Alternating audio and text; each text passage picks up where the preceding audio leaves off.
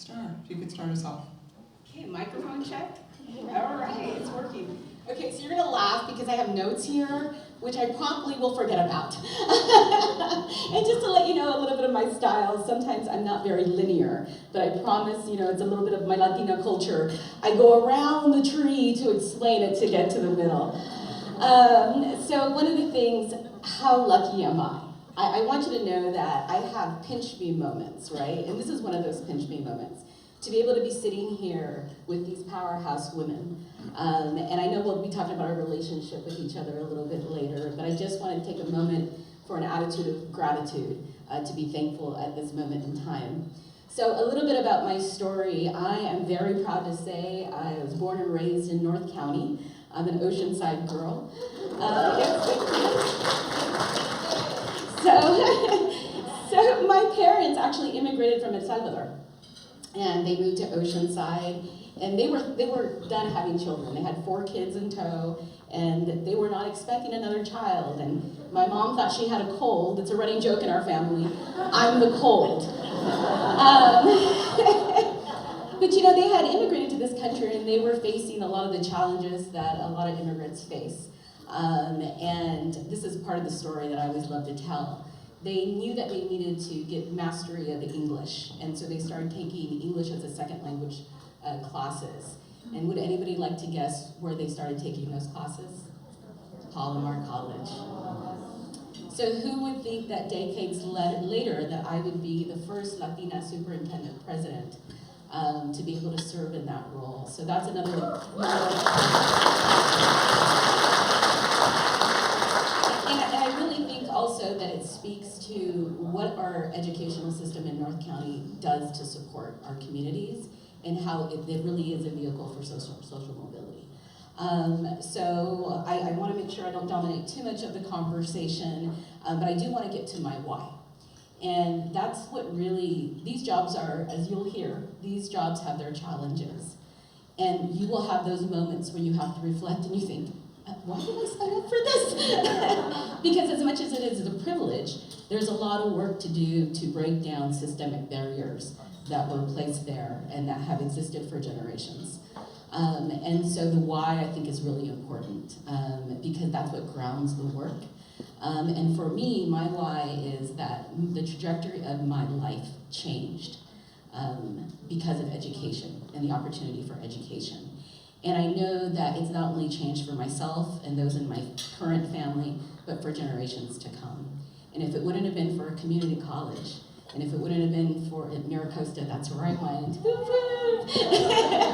And then for CSU San Marcos, I wouldn't be where I am today. I tell everybody I went from community college to PhD, but if it wouldn't have been for that community college, that's a place of 1,000 chances, and it has something for everybody. I may have fallen to the byproducts of poverty that so many of our community members face. So I think I'll stop there.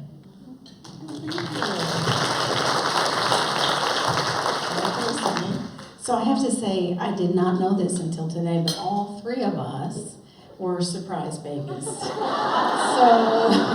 I also am the youngest, and I was an adult before I realized I was not planned.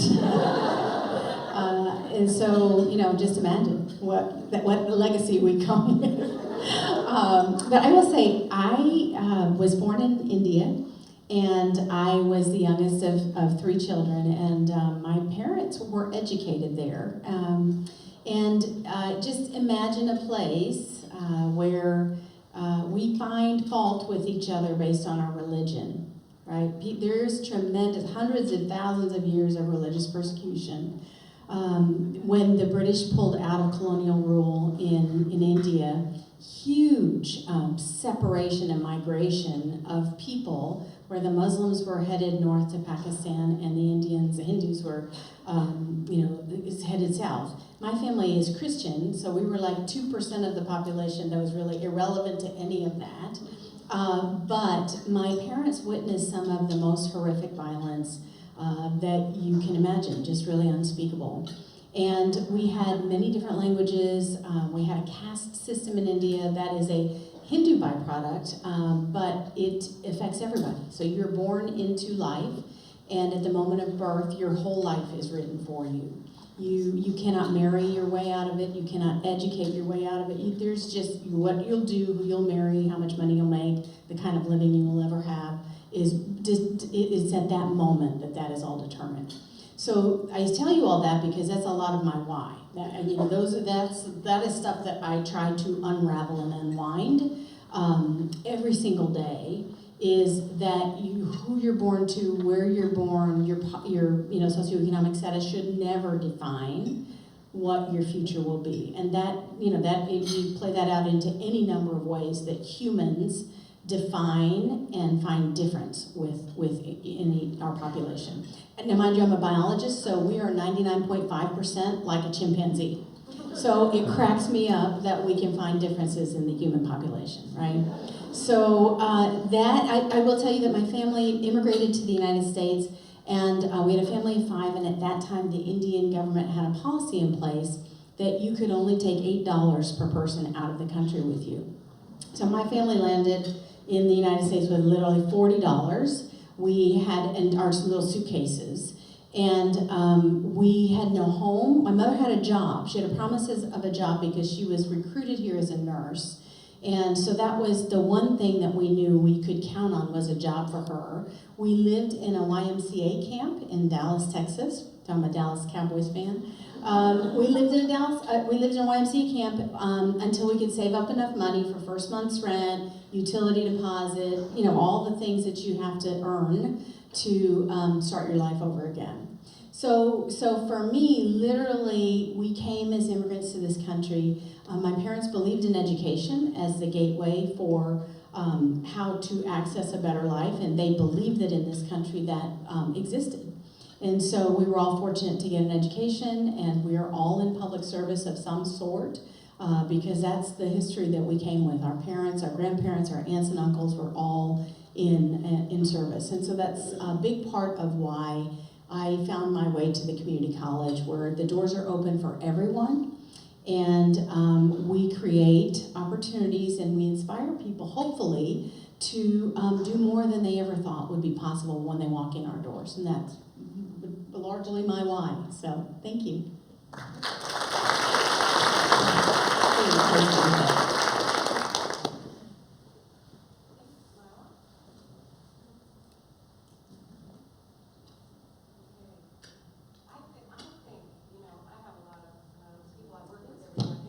Keep my heart going. How's this going?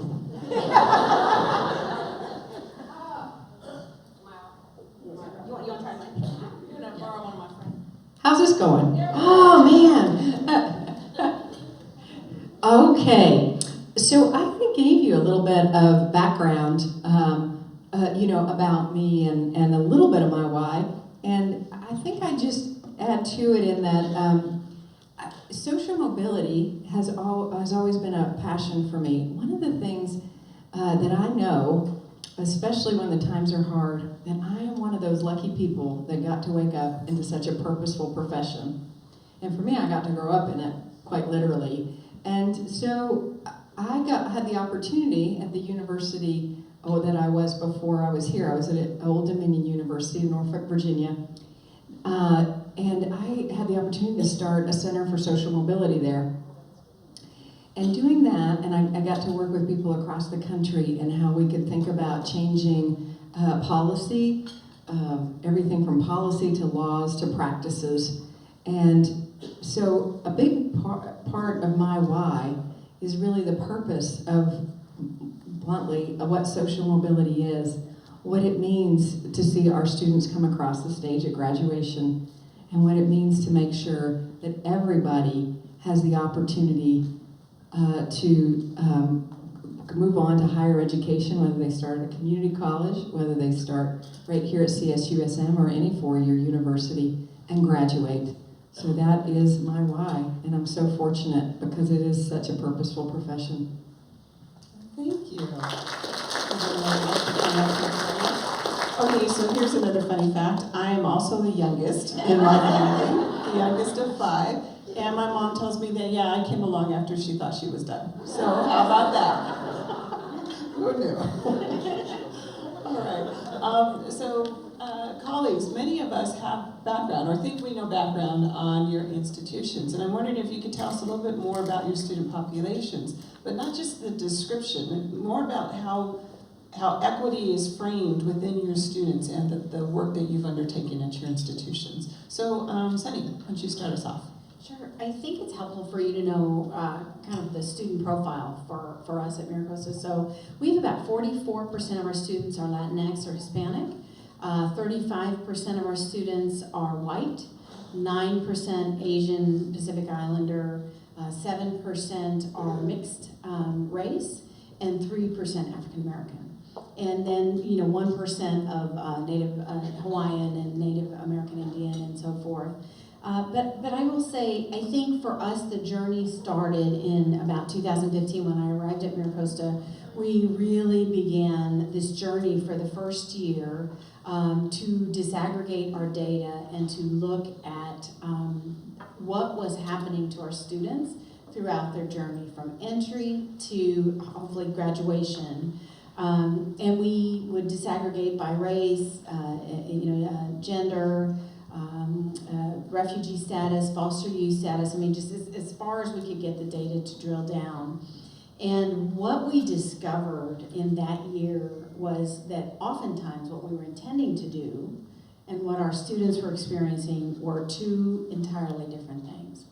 And so we used not only the data, but their voices through focus groups to really listen to them about what did they see as hurdles. And I will tell you, developmental education, we used to call it remedial English and math. We don't use those terms anymore, but we had these courses in place to help students navigate transfer level English and math. And what we were doing is putting one barrier in front of another to the point where we realized if you're a student that started 4 levels or 3 levels below math, and we did a test to prove to you that you were down here, and this is where you should start. Now we welcome to college, and now let us tell you all the things you don't know. And then we would place you in the lowest level of math, and there was a 6% chance that a student placed 3 levels below math would ever claw their way up to transfer level math. Never mind finishing that math class or graduating. So what we intended to do is help a student get to transfer level math and help them to graduate. What they were experiencing was all these endless hurdles that prevented them from ever getting to the class that was their hurdle. So in 2015, we began to reform how we did that. We didn't look at testing anymore. We looked at how were we going to take predictors of your success and then help you to navigate math and English and so forth. So we just kept unpeeling things and asking ourselves questions and trying to create ways that we could, make it safe to talk about what wasn't working. Because we have to have the courage to have those conversations, and somebody can't be telling you and blaming you. That we need to just really have heart-to-heart conversations about what's not working for our students and then start to dismantle that. So that equity work has now translated into a commitment to racial justice so that we take institutional responsibility for whatever has come before and we help our students navigate to their completion. It has affected every part of our college. It started with disaggregated data, but it's moved to policy, our hiring, our professional learning, our policy and procedure review, and just every aspect of the college, what we learn together about how our students are experiencing the college. And you mentioned this, the sense of a student must have a work-based learning experience. It's got to happen for them at college, because that's the first question an employer is going to ask, is what is your relevant work experience?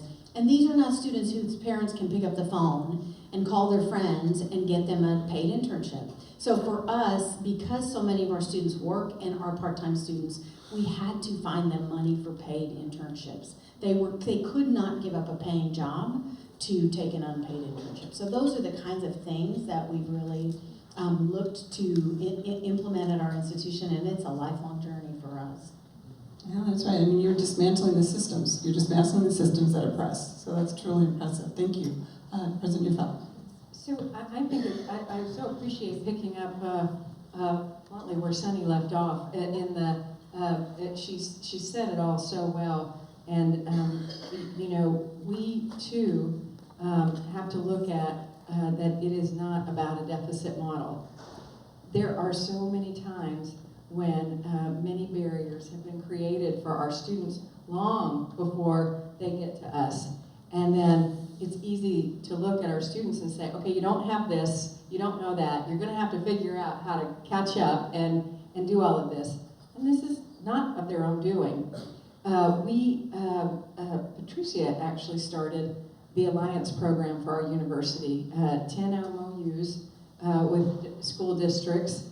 I'm sure it didn't start at 10, but just recently expanded to, I think it's 16 MOUs that we just signed 6 new ones with school districts to really understand that it is K through 16, and it doesn't have to be K through 16, it can be K through 16 here as we think about, and as we think about that, really understanding that we've got to start earlier with basically our youth and help them understand that this is for them. And to look at it and where the opportunities, where it's an opportunity gap and not a deficit that these students have come in with. And I think Sunny said it so well, so I'm just gonna always have her speak first. I can quote her. You know, we have to take responsibility for that and stop putting that on someone who had nothing to do with the fact that they were in this position and this journey. For us, 70% of our students are students of color, and over half are first generation this is too many labels, but based on the federal designation of Pell, what we would call low income. Basically, their families or they don't make enough money to be able to afford what it costs to go to college. We've got to come in and see how we can equitably level that playing field if we really want to be true to who we are and say we're equitable. I'm going to give you just a few quick examples. One is, and we graciously thank the state of California. They have just funded us to the tune of $91 million to build affordable housing for our students. For students to be able to that's also going to come with the dining component, which is really important to make sure that students can have affordable, healthy meals and have a place to live. And we have students that, I'll talk to students as I was speaking to a student that said, they catch a ride with somebody in their family driving 2 hours south for a family member that's then going to go south and work in San Diego, and then pick them up on the way home. And then how in the world is that student going to work? So some other ways that are really important, well, one is to have a place to live and food. We talk about basic needs. Sunny also referenced to make sure they have a work experience. And for our students, one example is in our STEM and our labs, we have summer scholars.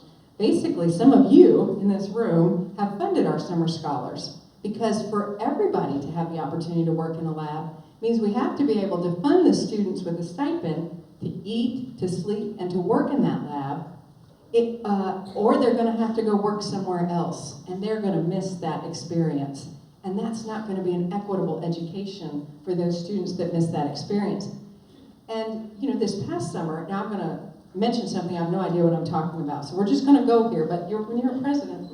So anyway, when we think about, I get to go through the labs, and this is what I'm talking about. I don't know what I'm talking about, what's happening with labs, but I went into a lab 2 years in a row. The first year, I had this group was working on the autoimmune disease, alopecia areata.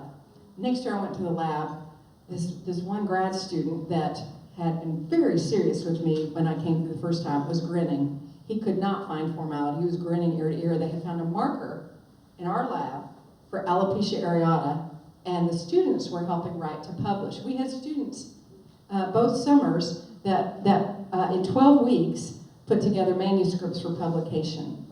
That's equity. That's making sure that they have the opportunity to use their talents and their skills and their lens. And I'm going to give you one more example. We started engineering 3.5 years ago. We have electrical and software engineering, and is so needed for this region. For every software engineering student we graduate, there are 4 jobs. We partnered with the EDC, we're one of the preferred providers. But also for our engineers, 30% of our engineers are veterans, our engineering students. And well over 40% happen to be Hispanic Latinx. The national average for that is 9%. The CSU average is in the low 20%. The reason that's so significant is engineering has not been an equitable field to be educated. It just hasn't. It has been, and I mean, no offense to this at all, but it has been a major that is largely white male. And we are determined that there will be equity in engineering. And part of that is, when we think about taking away barriers, is it used to be to be an engineer, you have to start in engineering, you have to be admitted to just an engineering program, and you have to start there in your freshman year or forget it. But we have students that start here at these universities, and we've developed partnerships to come from here to graduate in engineering, biotech, all of those pieces. And we also have some joint grant programs where the students at our universities have experiences out in the world, and they can come through the community college and come to CSUSM. That's unheard of in engineering. And so we are going to build out engineering. I mean, we are determined to do it. I act like I have no idea how to build out engineering. But we're working toward an integrated science and engineering building, which will allow us to build out equitable programs in mechanical engineering, environmental engineering, industrial systems engineering, which our region needs. And we need to make sure we're equitable in who gets the opportunity to walk into those fields and graduate.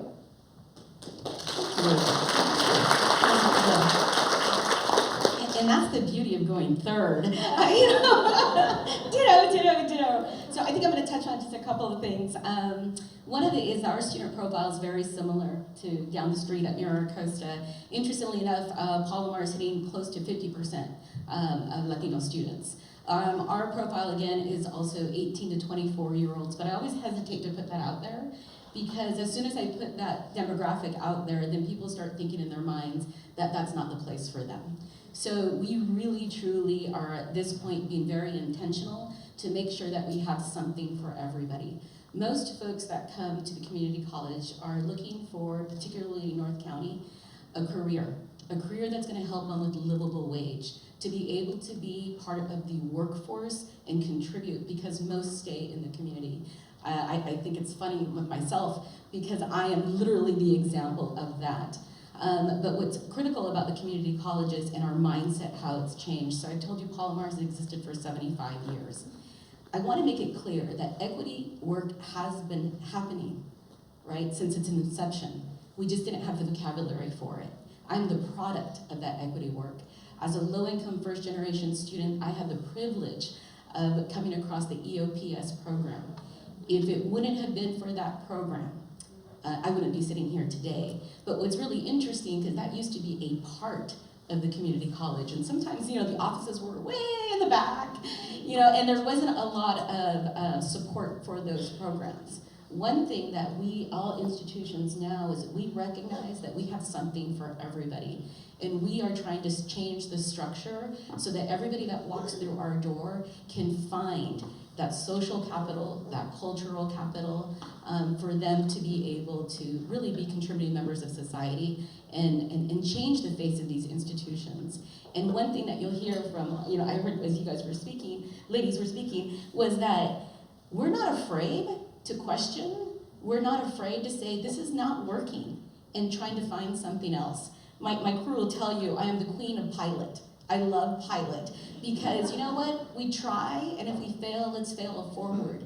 But we know that if we look at the outcomes, some folks were making it, and still there was too many barriers for others. And what I really like is that we are providing services and support systems, not just academic, but there's been a shift that's happened to really the basic needs when we start recognizing that we have students living in cars, right? So we've been very intentional, and I think this is where we talk about how we leverage with our nonprofit organizations and so forth, because we recognize that we are very good at providing quality education. but we also need to leverage the experts in our community. So for example, the San Diego Food Bank has been absolutely amazing.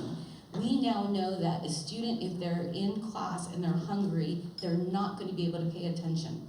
And you know, part of it was, and I'm just going to, a bragging point right here.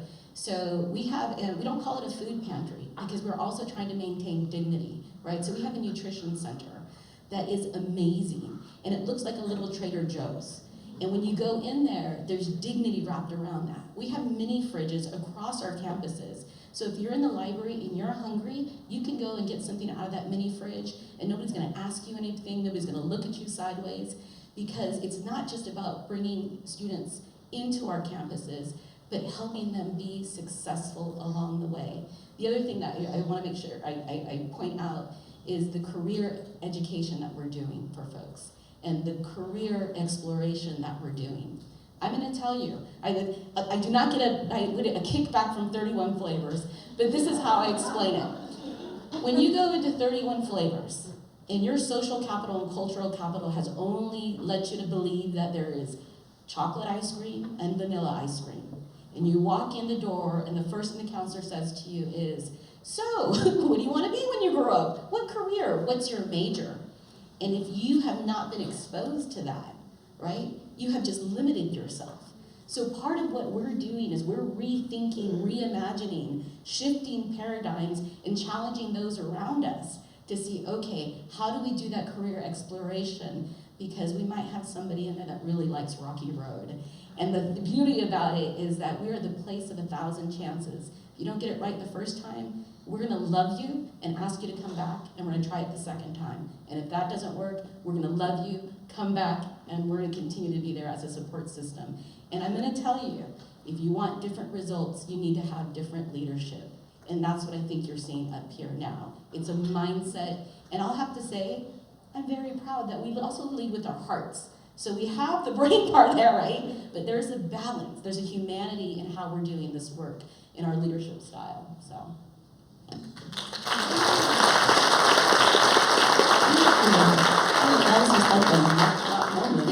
stop there. You know, right, Ellen talked about this being a moment in time, right? That the colleges at North County are being led by women. And I think you can see that the language and the content and the approach, and like you said, the mindset is different, right? Taking apart systems, asking questions, starting with the students who come to us and looking at them as assets and all that they bring. And there's no deficit there. The deficit is with us and the barriers that we have traditionally existed and lived with, because that's how education in the United States began. It's a different time for us. And so it's just so inspiring to have all of you here. And I know all of us are just really, really curious in how you work together, how your partnerships have formed and worked. And I'm wondering if you can share with us any stories or examples about that. And Ellen, let's ask you, start with you. All right. Well, you know, for me, as I thought about this question and where we go, to me, it starts, and I think Star in her mic drop moment put it out there very well. Before we even get to what programs or how we're going to work together, I think I can say this for all of us, but I can certainly say it for me, but I believe we have tremendous respect for each other. And that, to me, has moved into a support system friendship that I could not imagine doing this job without. One of the first places that the partnership came was during COVID. And I had been here about 7 months. And Sunny and I were meeting and trying to figure out what do you do in COVID when you lead a higher ed institution. There was no emergency manual, there was no binder, there was nothing written anywhere about what you do when a pandemic puts you into complete virtual learning. And so we would partner and invite each other, there's a meeting with the county, do you want to come along? You know, it was a Zoom come along, but if you want to join, you want to come along to that. So we started walking, because we needed to be outside. We would walk, we would Zoom, and that partnership and support was just something that I can't tell you can't be replaced, because again, you know, there was no manual, and arrogance really had no place in this moment. And STAR came in as we were still in the pandemic, and I believe the Delta variant was coming online, and we were all connecting all the time, sharing notes, finding out what was happening on campuses. So one of the first partnerships we did was really, how do we walk through, or for me, how do we walk through this experience? And in that, checking on each other. How are you doing? Oh, this is happening. Oh, this crisis is taking place. How are you walking through that? And those moments really lead to a much richer partnership in the way we work together. It is, for me, a friendship and a value of who these women are and how I can learn from them to better what we do together. You know, some key examples of partnerships, I think, are that the makings of what we talk about in equity and social mobility. You know, I think of one example is in cyber. So Bachelor of Cyber program, so we build a 2+2. How can a student get from here to there? We can pick up the phone and call if there's something happening in the pipeline, and sometimes there is, because we're a very large bureaucracy of higher education, and so we can connect and figure out how to work through that, what's happening, how do we partner, and it's you know, it's a quick text, it's a phone call, asking questions, moving forward. It's some of the big places, I think, which are really huge in the partnership, is how we build the pathway and the pipeline together, all the way from one contact to the other, throughout, weaving in throughout our universities. And right now, thanks to you know, we're even rethinking, we have an organization that comes together for our 3 campuses, and we're rethinking that, and not because it's broken or wrong, but how do we take it to the next level? So I think the way we work together permeates in a larger way and passes through how our organizations work together.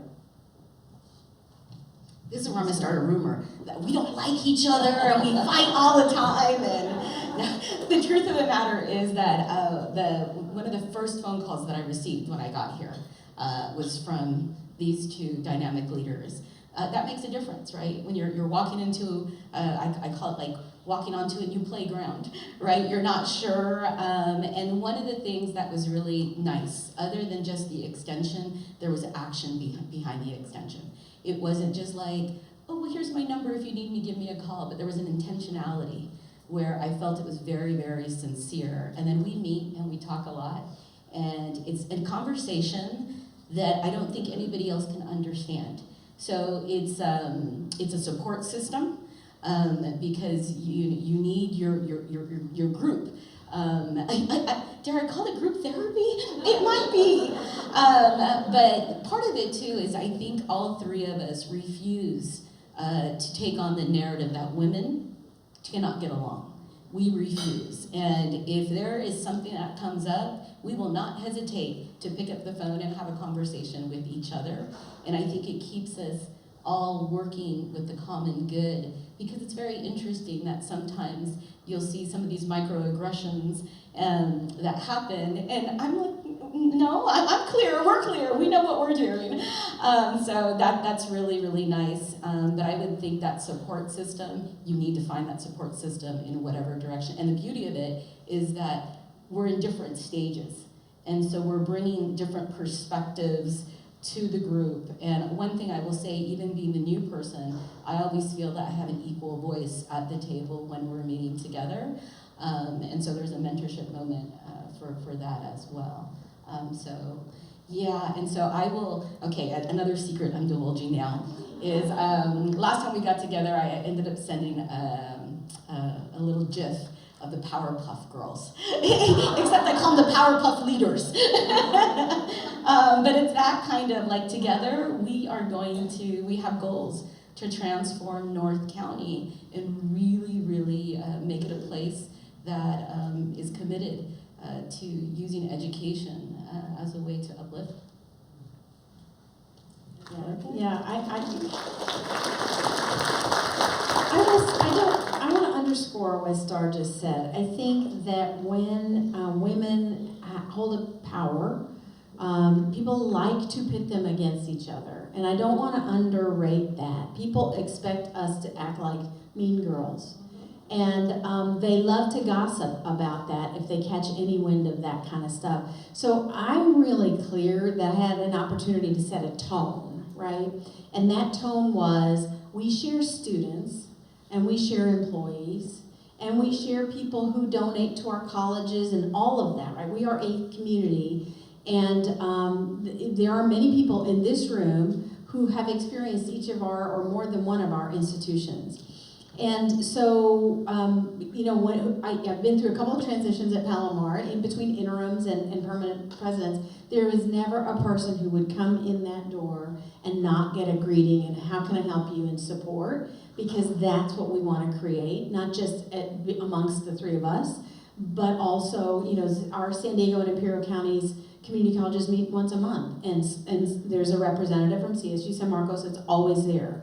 And so if we work well together, and our staff see us work well together, and we do that because we are serving this community, and they rotate between our institutions. Sometimes we have students at the same time that our institutions. So that's why during COVID, it was so helpful for us to know what the other was doing, because if we're doing a vaccine mandate and you had a system that was kind of controlling that, we had local boards that were deciding that, you know, at each institution. So for us to keep connected on that, knowing that when one made a decision, we would hear about it if we were making the opposite decision. So we might as well understand what was happening and why.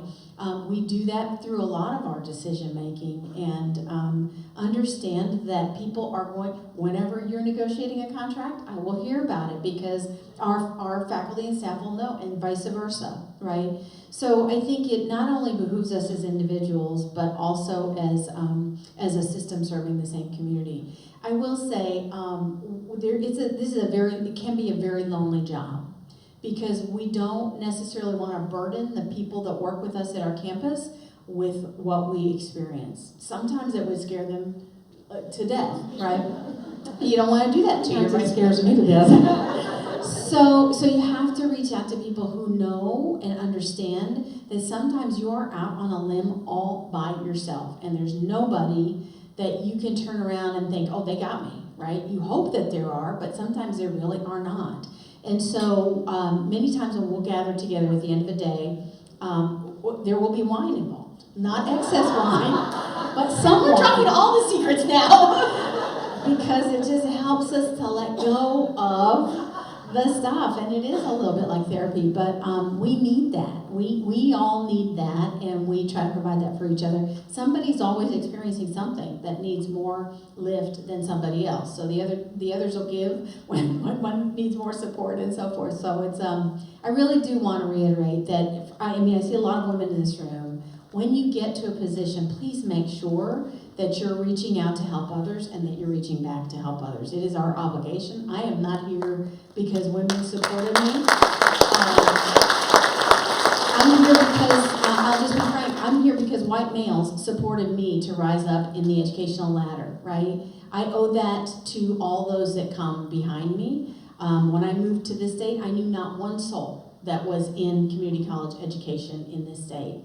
So it was even lonelier than sometimes it can be. So don't forget to support each other and know how important that is, and to look at somebody and say, I really think that you're doing amazing work, because oftentimes somebody doesn't realize that until somebody says that to them. So thank you. And no worries about the secrets. We're somos familia. We're okay. It's all good. Okay. All right, so we've heard a lot about their partnerships, but partnerships with others. You've mentioned partnerships with the food bank and other areas. So let's turn to a little bit more discussion about partnerships. So Ellen, CSUSM has earned the Carnegie designation of being a community engaged university. Can you tell us a little bit more about what that means and where you see the university going in the future? Absolutely. And just to give you a little clarification, the Carnegie is as a classification system. It's the Carnegie Foundation for the Advancement of Teaching. And it classifies basically universities across the country in different ways. There's a a designation that not many universities have. It's a specialty designation around community engagement.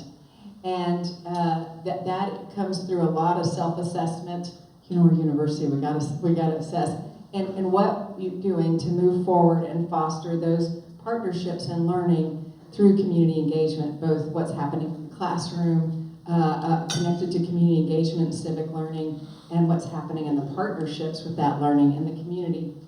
And Cal State San Marcos is one of those universities. In fact, Patricia led us through that. What year was it that we? I think we first started in 2008. 2008, and we're about to go again here in a minute to go through our assessment to make sure that we can continue to keep that. One of the things, though, beyond that designation is, what does that mean? You know, it is really, I think, one of the great gifts about being a 33-year young university is that we grew up with our community. And it's about the way our students, and I know it's not just true for me, it's true across the board here, that our students interact and have the opportunity to engage, work for, and enhance where you are in your learning. Whether that's through their internship, their service learning, another way that they might connect, or that whether you're a part of one of our campuses sharing your wisdom. That's such an important piece. And I think we mentioned this before, but it's even more critical, the research shows, when you're a first-generation student.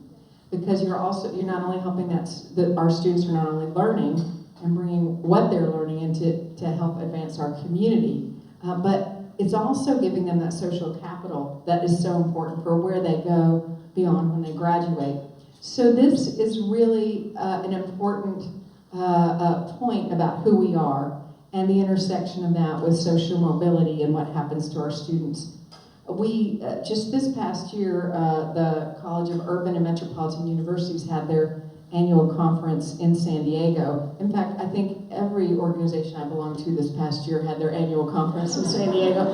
I did not have to travel far to get back out in the conference network.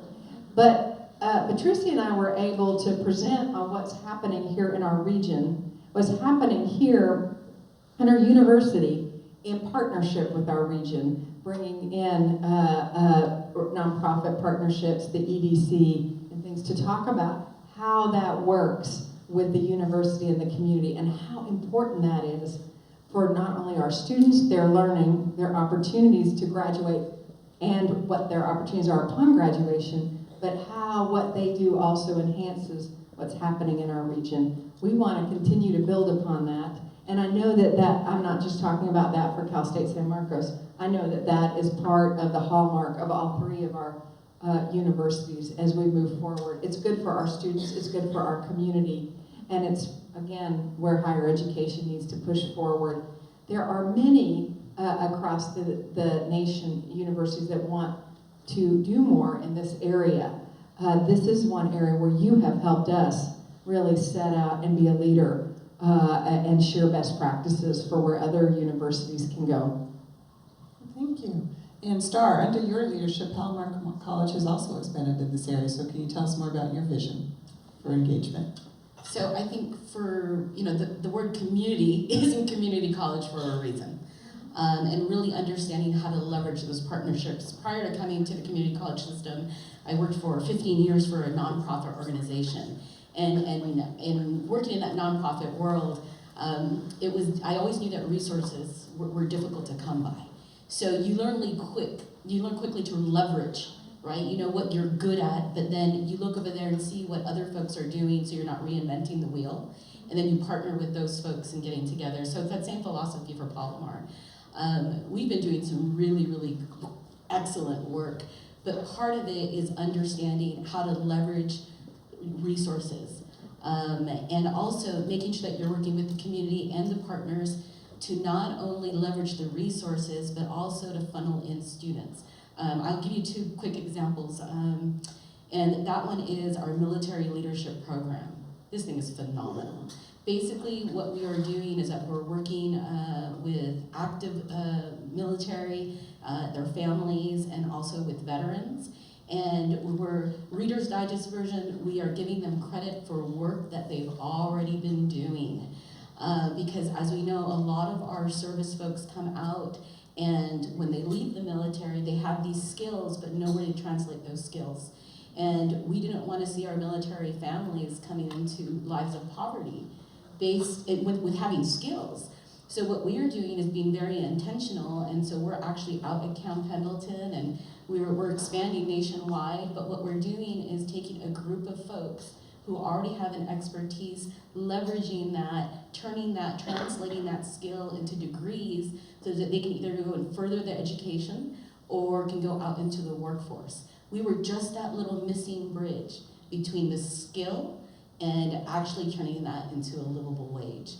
On the other side, another program that I'm extremely grateful to be a part of, and that's Palomar's work that it's doing with our Vista Detention Facility. So we know that people who have been formerly incarcerated or just as impacted, we know that they're going to be part of our community.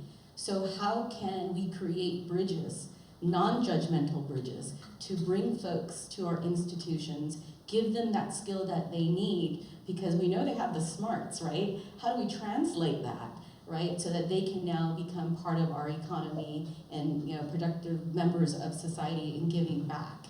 And so that their sometimes circumstance of birth, is not dictating, and that's a chapter of their life. It doesn't define their entire book. How can we be part of that? So we're being very intentional, and this is for all of us. We're being intentional about the pipeline that's coming in, rethinking our students that we already have, and making sure that they have safe, secure landings on the way out. So it is from pillar to post, beginning to end. We're not just taking students or individuals at one spot in their life, but we're seeing how can we make this a more comprehensive approach. And I will leave you with this, because I know that we all have the same philosophy. Years ago, we used to talk about students being college ready. Well, that paradigm has shifted. Now we're talking about institutions being student ready. So it's a different focus. Thank you, that's very true. And Sunny, I know that you have launched Miracosta into statewide leadership in this area about engagement and partnerships, particularly around student success. So I wonder if you have a couple of examples that you can share with us. You know, I'm so much has already been said that I wanna just build upon. And one is the fact that our students, about 90% of them after they graduate, stay local. And we want to make sure that everybody in our community has that opportunity to get an education. For us, that means skills, right? So sometimes it's quick training to get into your first job, intensive training, and hands-on skill training in you know, fields that are in demand. Sometimes it's we have a transitions program. Our folks work really well together to make sure that students are taken care of, whether it's at Palomar or Miracosta, it doesn't matter. We want folks that have been just as impacted to be able to, and their families, to be able to be supported by our institutions, because we don't want anyone left behind in our institution. I will say we've really tried to break down the barriers of those fields where you don't see representation of our students in our community. And so that's STEM, it's computer science, engineering and technology, for us it's biotech and biomanufacturing, and partnering with our industry partners. I want to recognize B. Palmer, who is here through service learning. Yes. She runs our service learning department, and we really kind of try to inculcate in our students. People have invested in our students so that they can enjoy some success. We want our students to apply what they're learning in the classroom to support nonprofits and small businesses through what they're learning that is unique and that the small business or the nonprofit needs. And I think last but not least, we have both a small business development center and a veterans business outreach center. They do the same thing. They help entrepreneurs to start a business. One is for veterans, a Veterans Business Outreach Center. The other is for anyone in our community. They help them to expand a business, come up with a business model, come up with financing. And so even for those who want to be self-employed or start a business, we've got the things that you need, and all of those services are free. to the individuals. And so just to recognize the gamut that is available to you through the community colleges, through the pipeline to university and graduate degrees in this county, and the fact that we're committed to our community, especially our place-bound students. Not just our place-bound students, but particularly our place-bound students, so that they can have a great education and experience a thriving life for themselves in San Diego County, and that their families may thrive as well. Thank you.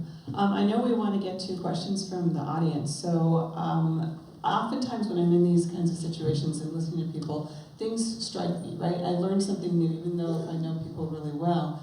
And one of the things that is in my mind as you've all been talking is that the equity pie is big, right? We don't need to compete with each other in terms of the students we serve and the families we impact, or how we engage with the community. And I think you've heard, like all of us are addressing veteran students, active military, on-duty students. That doesn't mean that because your program is doing it a certain way, that what we're going to do is going to compete with that. It's in addition to, because again, the pie in North County is big enough, and together we can make a bigger difference. So that's what I'm taking away from today. But I wonder if any of you want to have some last thoughts on what you've heard from each other. I'd be a pajamas spot, but I would say that this idea of not just replicating what we think we know, but being really open and asking the end user, and I think it's an empowerment model versus a savior model. And for a long time, it was a different perspective, and I think that's it really, and being willing to adjust and change, and leaving your ego at the door, institutional egos, right, as far as individual egos. And so I think that was it, and I would say that before today, I knew it, but I don't think I could put my finger on it, that all of us are pretty secure with failing forward. And because at the end of the day, I think we're really clear on our why. And so I think that would be the other component, is being clear on your why. And my last thing would be is when the door is closed, look for the window that's open. Over and over again, I've done that as a former low-income first-generation student.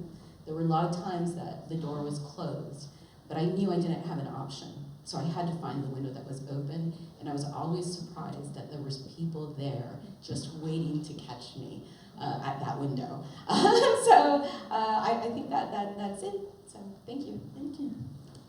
I would say red or white wine works. We're not particular. And I will say, I think we had, all of us came from very different walks in life and paths in life, and up through the organizations in various ways. But I think you probably have heard common value systems that we have. I mean, integrity and humility, and a sense of humor and willingness to be vulnerable. And I think we've been in this for decades, right? But this is a different moment than when we joined higher ed. I mean, we have to be willing to be vulnerable and to learn, and to help our institutions already also be comfortable with, we got to do some things very differently if we want to generate some outcomes that are different than what has always been perpetuated. Our institutions are structurally and functionally designed perfectly for the outcomes we've been generating. And if we want to change those outcomes, we have to change structures, functions, mindsets, everything about our organizations. And I would just say that these are the best jobs. I mean, I've worked in many jobs in higher education. This one is the best I've ever had. It's also the hardest one I've ever had, and maybe that's because we went through COVID. I don't know that I've ever been through harder times, but I'm very grateful for colleagues who I can reach out to and have confidential conversations with, and just know that they will support, and I will feel better after the after I've cried or whined or whatever it takes. I will feel better at the end of all that. So just so you know, we have not turned to hard liquor yet at this point.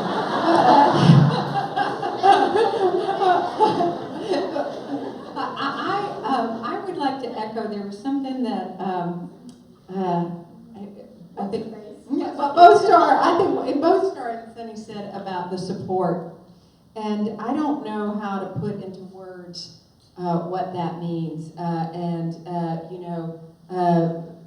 Just even, I think of the last time that we were together, the amount of support that I felt personally gave me momentum for the next day and the next day in a way that's hard to put into words on a panel and in a room.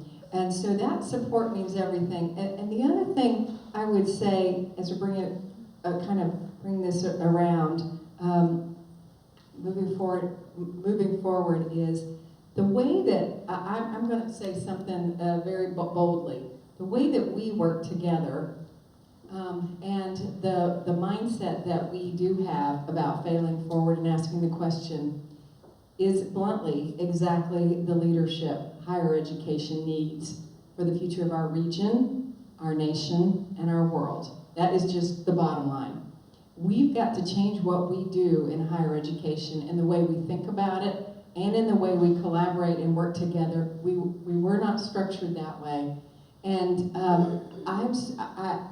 Sunny said this is the best job and the hardest job. They're really, I agree, the challenges I could not have even dreamed up of what it means to lead in this role. But I also know, in leading with my colleagues here, there has never been a more important time for this leadership. Never, as far as where we go, what it means in higher education, and what it means for the future of our region, but I think of it well beyond our region. So I could not be more humbled and proud to serve alongside these two leaders, these three leaders actually. Let me not forget, I learn from the leader, Patricia, every day, these three leaders and how we think about and move higher education forward in our region. Okay, thank you. Let's give them a round of applause, please.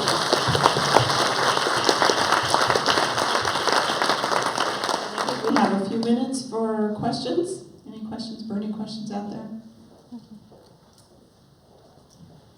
Yes, right here. I think we have a microphone that could come to.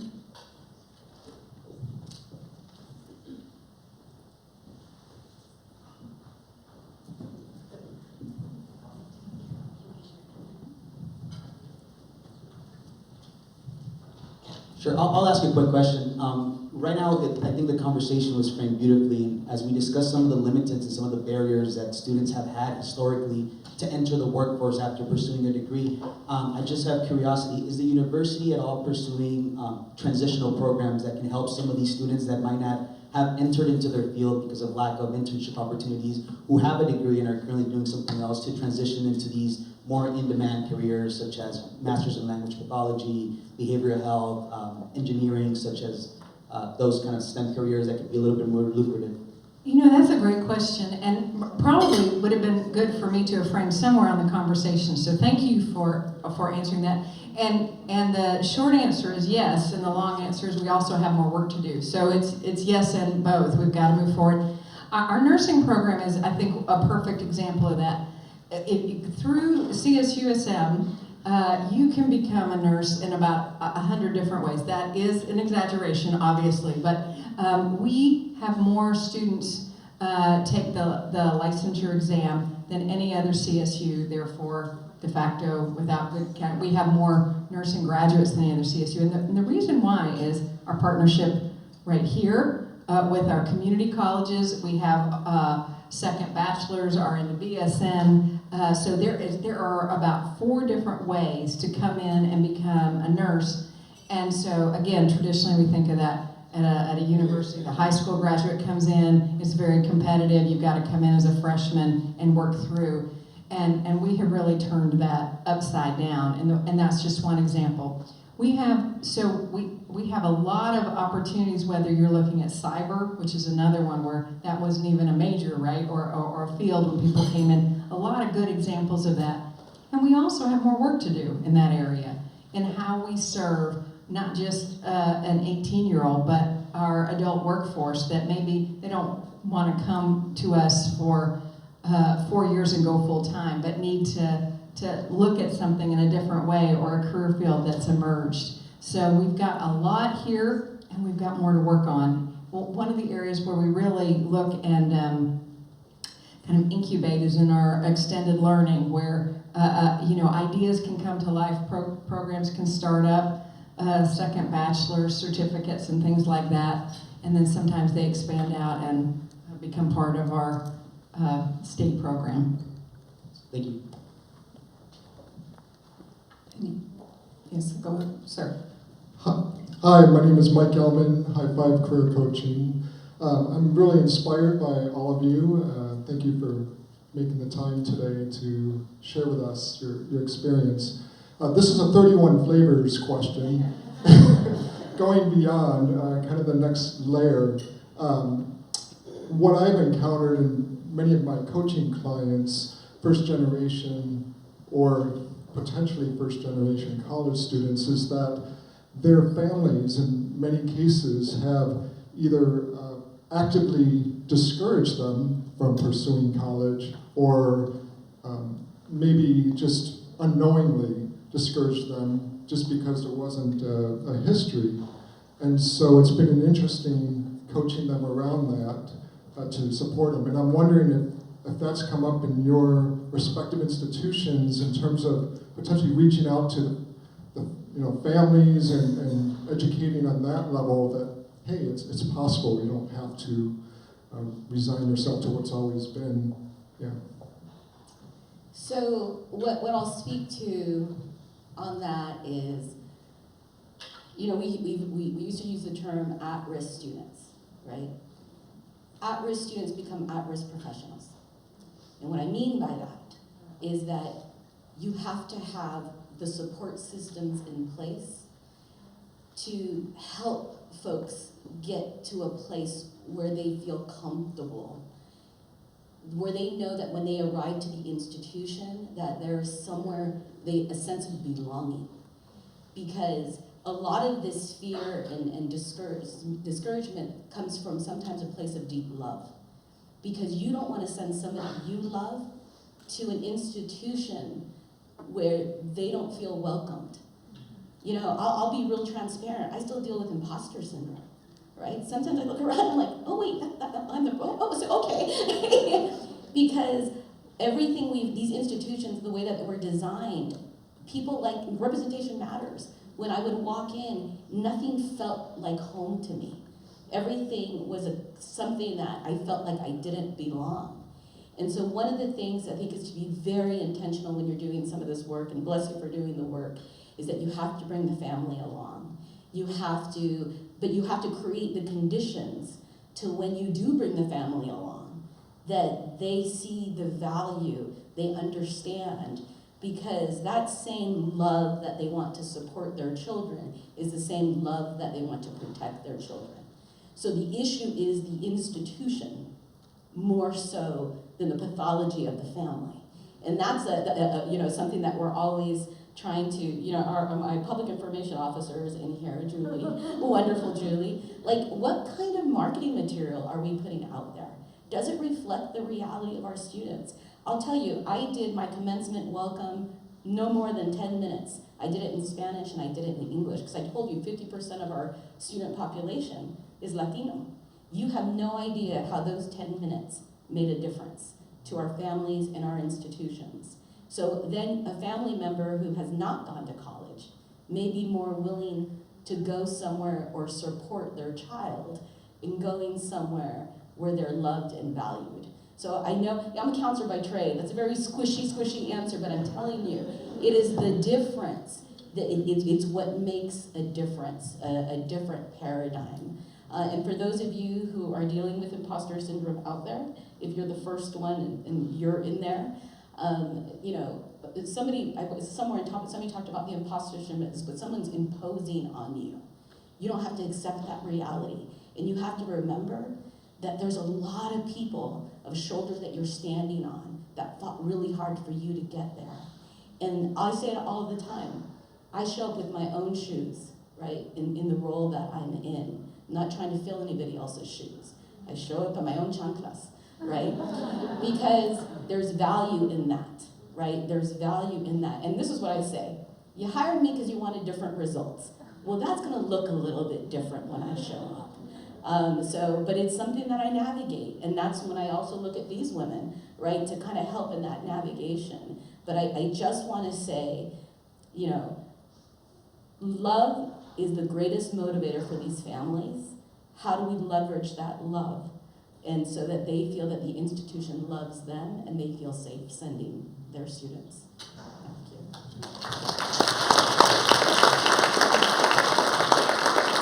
I'll take a little different tact on that, and that is the work that we're doing to take career exploration and inviting the families into that, right? We have Gear Up grants and things like that where we start to work with middle school families, and we show them people doing these careers, and we're inviting family members to go with us, right?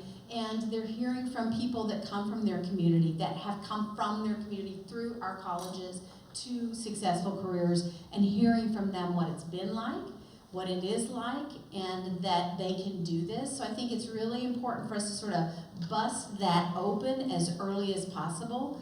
And we're trying to hit parents with that information, as well as siblings, as well as the folks that we're actually working with in middle school throughout. So I think those kinds of opportunities are also really important for people to just envision themselves in a different reality than they may have ever envisioned, or their family members may have envisioned for them. So I think each of us do that in a variety of different ways, but it's gonna take all of us doing that in a variety of different ways to really get students to believe that they are worthy and that they're capable and that we stand here to help support them in getting there, and that their families, I mean, for a lot of times colleges used to say, no, we can't have the parents.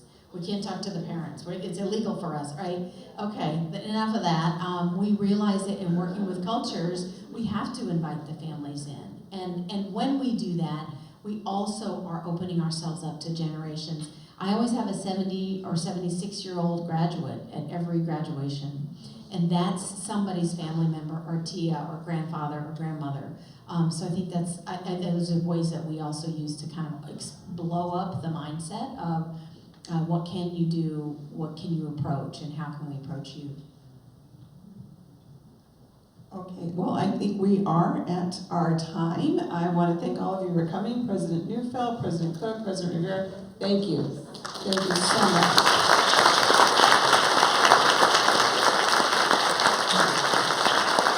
Thank you for your authenticity and sharing your wisdom. And again, thank you all of you for coming to Cal State San Marcos. It's been wonderful to have you here, and we look forward to the next time.